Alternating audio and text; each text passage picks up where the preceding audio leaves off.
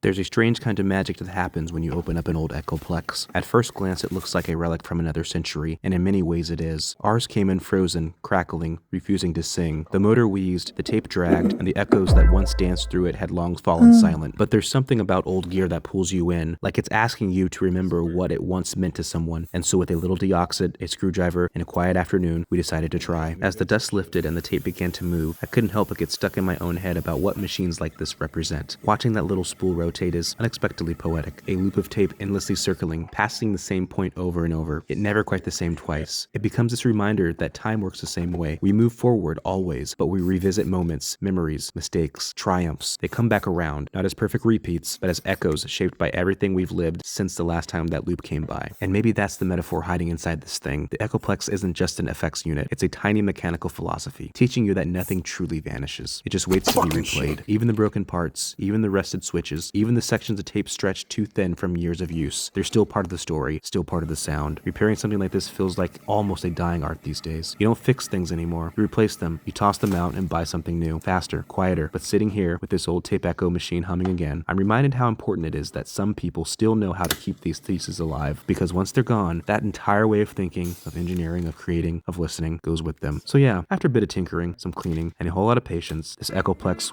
woke back up. The motor spun true, the tape glided in its endless circle, and those ghostly repeats returned like they'd just been waiting for someone to care enough to bring them home again. Will something like this ever be practical in today's world? Probably not. Will it ever be the cheap, economical choice? Absolutely not. But does it inspire? Does it make you stop, stare, and appreciate every dial, every wheel, every sound that leaks out of its little mechanical heart? Yes, without a doubt. And honestly, that's all that really matters.